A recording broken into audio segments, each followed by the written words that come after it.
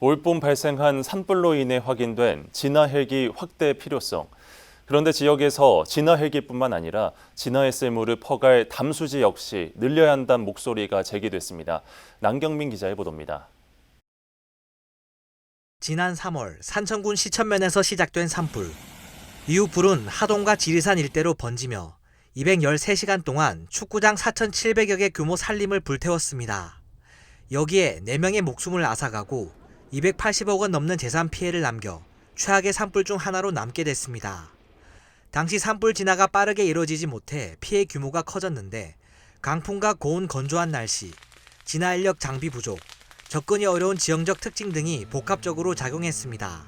산불 현장은 해발 900m의 높은 봉우리에 위치하여 접근을 위한 임도가 없고 진화대원의 이동을 막는 피해 현장 복구와 산불 예방 등을 위한 사업과 정책들이 추진되고 있는 가운데 지역에 진화 헬기를 위한 담수시설 확충이 시급하다는 목소리가 제기됐습니다.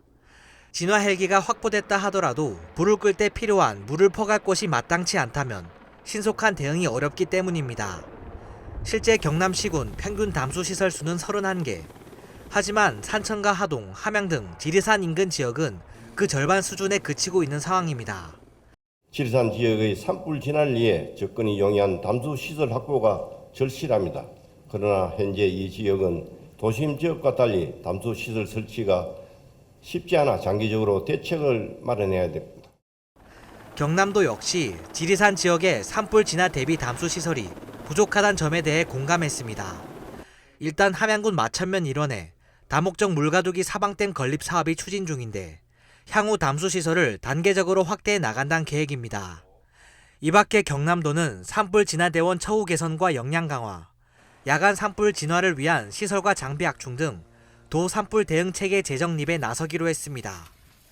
이와 함께 지리산권 지역 등 원거리에 위치한 담수지 단점을 보완하고 진화 효율성을 높이기 위해 이동식 저수소 4개를 보유하고 있으며 향후 함양군 상계소를 포함하여 이동식 저수소 21개소를 추가 확보할 계획입니다. 지역에 큰 상처를 남긴 산청 하동 산불. 다시는 같은 피해가 반복되지 않도록 적절한 자원 투입과 빈틈없는 대응 체계 마련이 하루빨리 이뤄져야 할 것으로 보입니다. SCS 남경민입니다. 뉴스가 곧 힘입니다.